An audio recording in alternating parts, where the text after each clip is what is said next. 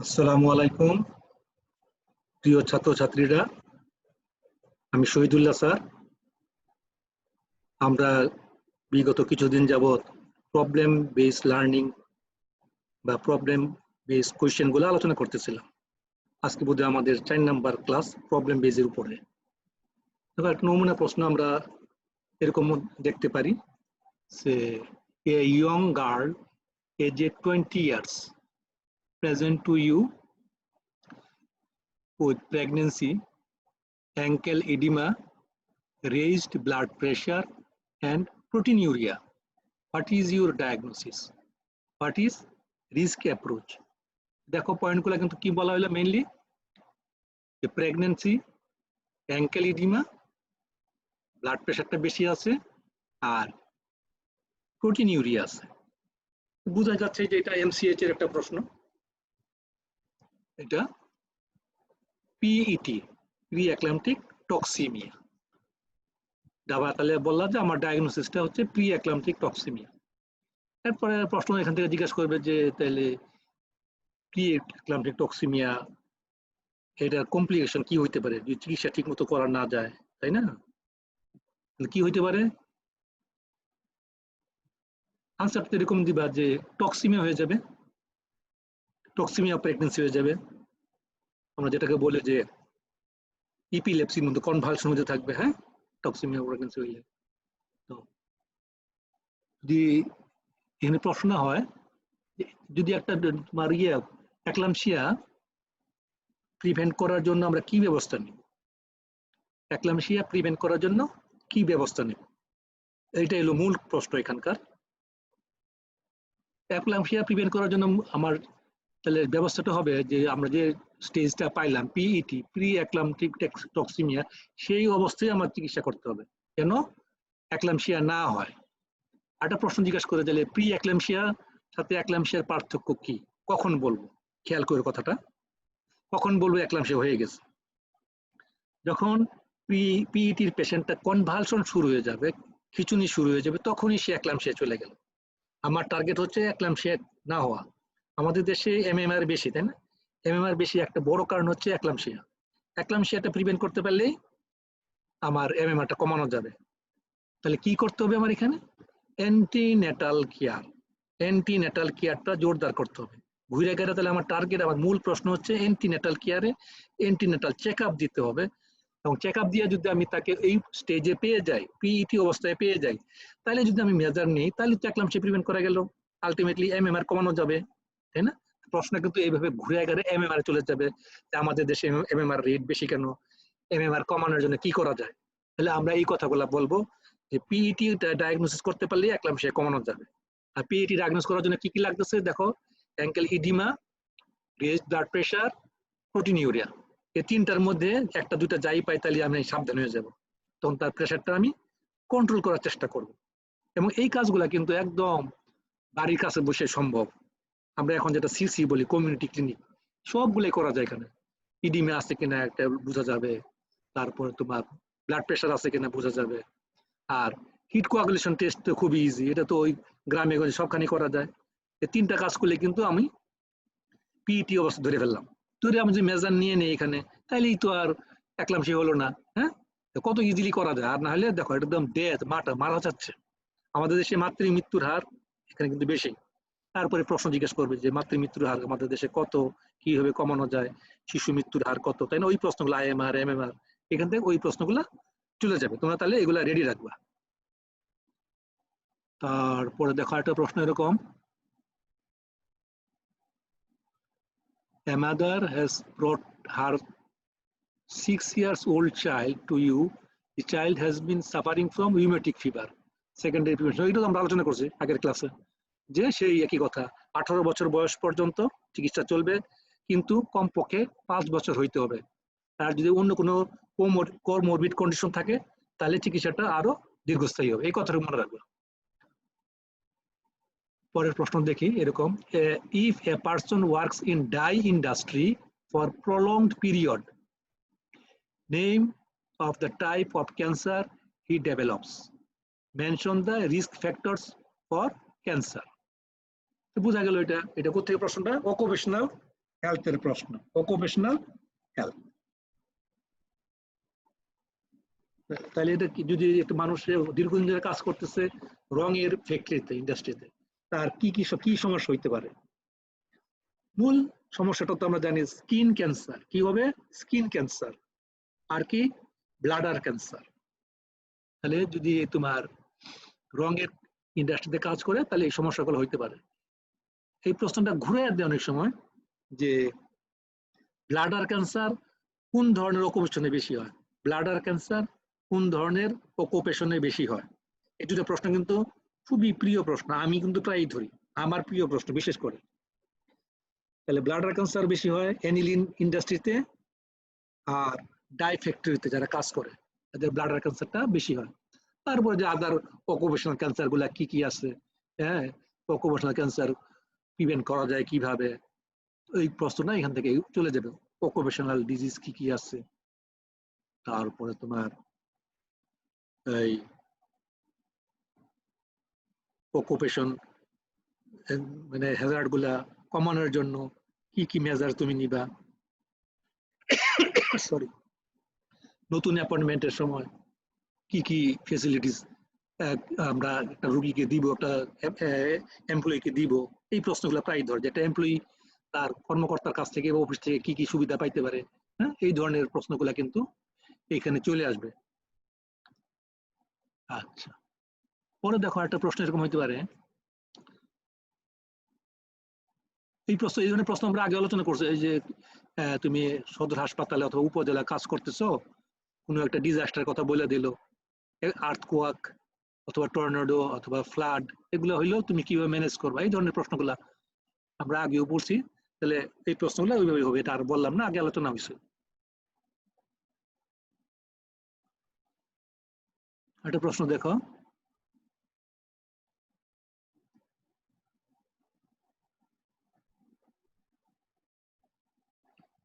a person working in sugar cane factory for 12 years, name the occupational hazards encountered by him, name the measures will you suggest for his protection.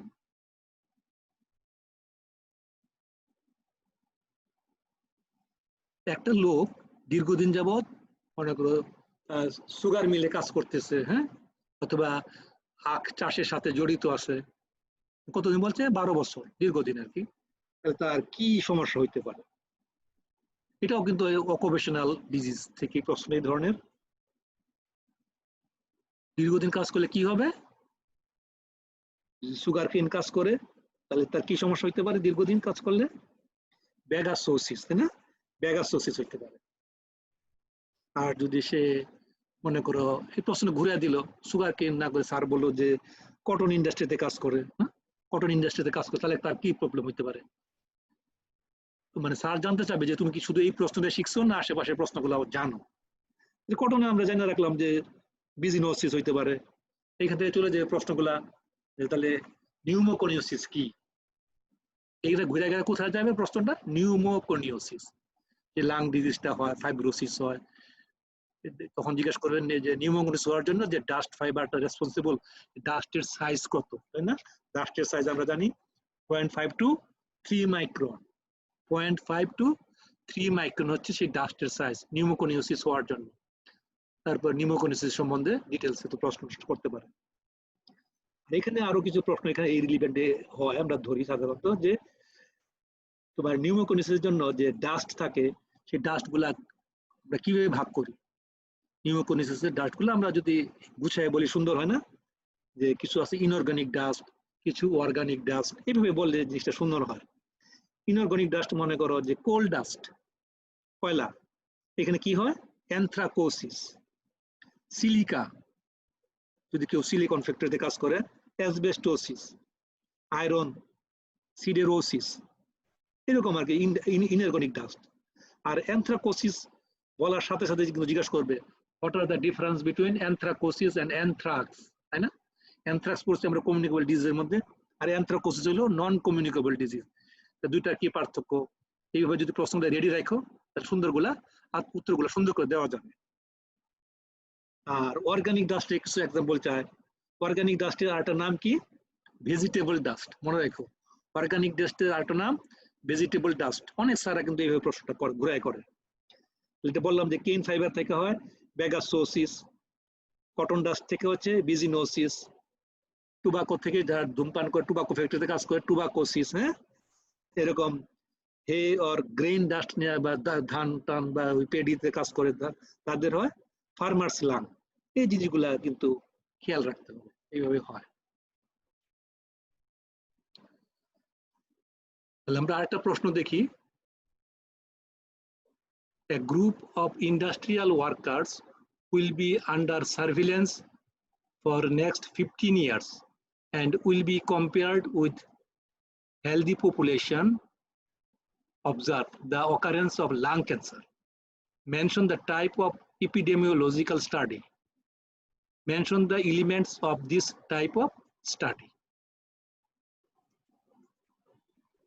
তাহলে এটা উত্তরটা কেমন হবে? যে আমরা একটা study করব লম্বা সময় নিয়ে, পরবর্তী 15 বছর, তাই না? তাহলে এটা কি ধরনের স্টাডি হবে? এটা খেয়াল রাখবা যে লম্বা দীর্ঘস্থায়ী স্টাডি গুলা কিন্তু আমরা কি বলি? Cohort study. Cohort study. তাহলে এখান থেকে পরের প্রশ্ন হবে যে স্টাডি ডিজাইনটা কি, কয় ধরনের স্টাডি আছে, সেই প্রশ্নটা যে আমি বলছিলাম যে ঠোঁটের আগে যেন উত্তর থাকে, ক্লাসিফিকেশন অফ স্টাডি ডিজাইন যেটা ছিল, বিভিন্ন মেথড গুলা সেখান থেকে চলে আসবে কোহোর্ট স্টাডি। তারপর জিজ্ঞাসা করবে এখানে অবশ্যই যে তোমার কোহোর্ট কাকে বলে, কোহোর্টের সংজ্ঞাটা চাইতে পারে এবং কোহোর্টের এক্সাম্পল।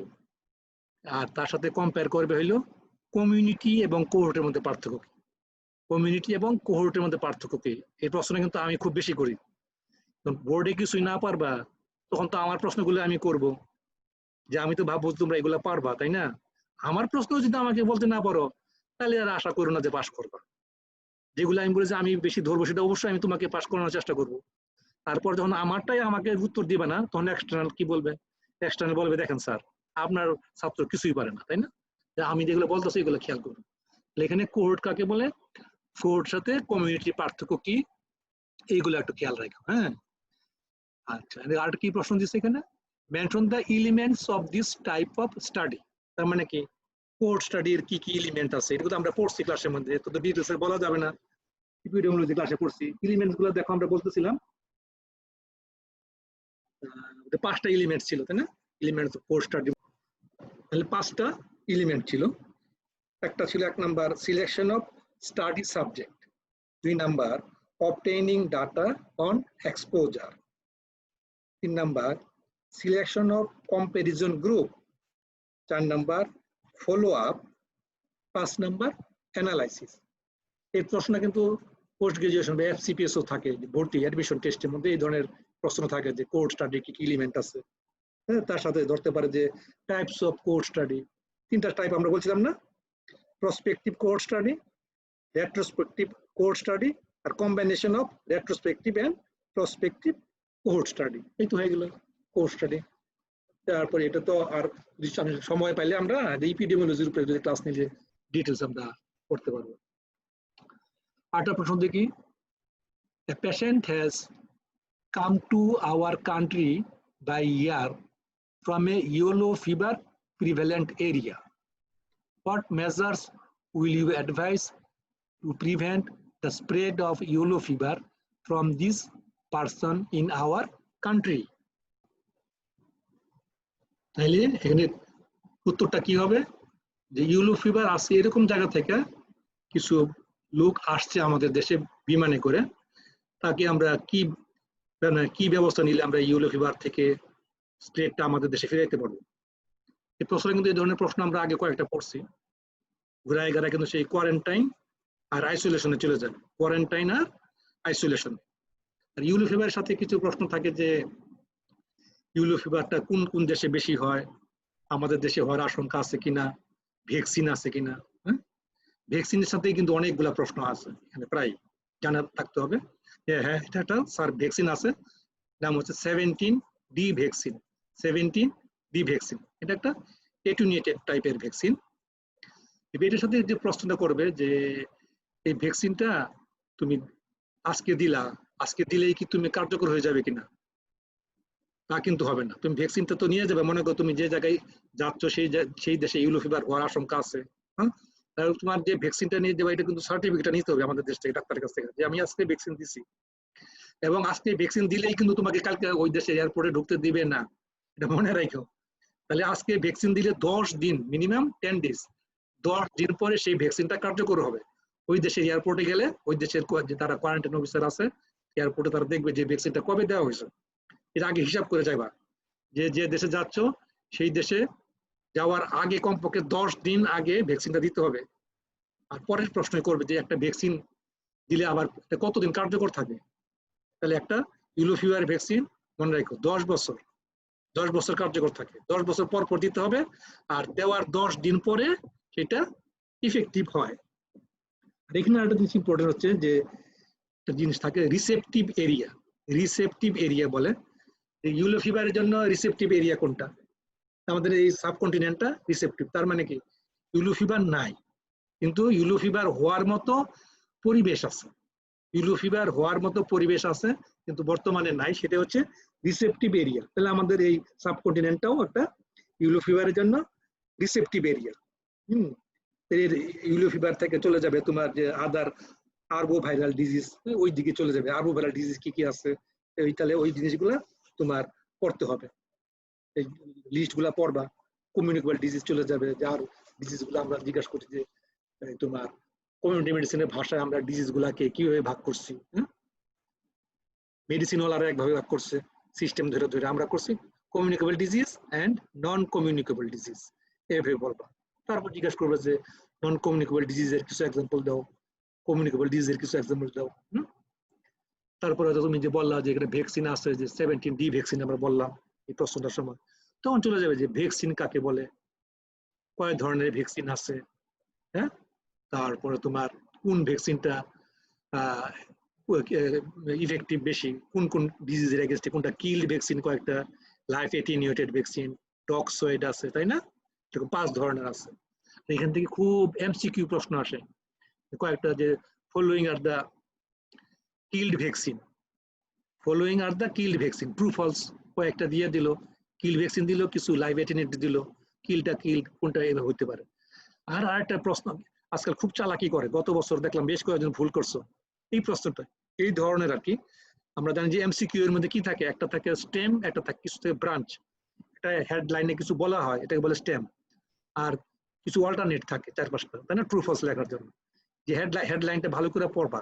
এই যে বললাম যে following are the killed vaccine, আর প্রশ্ন যদি ঘুরে দেয় following are not killed vaccine, দেখো কিরকম হয়ে গেল, এক ছোট্ট করে নট লাগাই দিল। কিন্তু তোমরা করো কি যে কিল্ড ভ্যাকসিন দেখে ট্রু ফলস আরম্ভ করো, মাঝখানে যে নট লাগাই দিল তাহলে কিন্তু হলো না। অথবা লাগাই দিল প্রশ্ন লেখা যে অ্যাকসেপ্ট দিস, তাহলে দেখো প্রশ্ন কিন্তু ঘুরে গেল। এটা পড়বা, এমসিকিউ এর মধ্যে স্ট্যাম্পটা কি লেখা আছে এটা অবশ্যই পড়বা। কিন্তু একই জানে এইগুলো তোমরা অনেক ভুল করো, স্ট্যাম্পটা ঠিক মতো পড়ো না। ভাবো যে কমন প্রশ্ন হয়েছে, মাঝখানে ছোট করে একটা অ্যাকসেপ্ট অথবা ছোট্ট করে একটা নট লাগাই দিচ্ছে, এটা আর খেয়াল করো না, প্রশ্নটা পুরো ঘুরে যায় কিন্তু। হ্যাঁ, এগুলো মনে রাখবা, ঠান্ডা মাথায় পরীক্ষা দিবা, সুন্দর করে বক্সের প্রশ্নগুলো পড়বা, ওইটা দেখবে কি জানতে চাইছে। এরকম আর পাজল হওয়ার কিছু নাই, একটা দুইটা প্রশ্ন না পারলে কেউ ফেল করবে না, তোমার সুযোগ থাকবে, বক্সে তো অনেকগুলো প্রশ্ন থাকবে। হ্যাঁ, আমি আগে বলতেছিলাম যে এখানে কিছু থাকবে রিকল টাইপের, কিছু অ্যানালাইটিক্যাল, কিছু প্রবলেম বেস প্রশ্ন। আমরা তো রিকল গুলা তো তোমরা পারো, এমনি পারো, অ্যানালাইটিক্যাল পারো, প্রবলেম গুলা একটু সমস্যা হয় দেখে আমি কয়েকদিন যাবত প্রবলেম বেস গুলা আলোচনা করতেছি। আর একটা ক্লাস নিলে হয়তো এগুলো শেষ হয়ে যাবে ইনশাল্লাহ।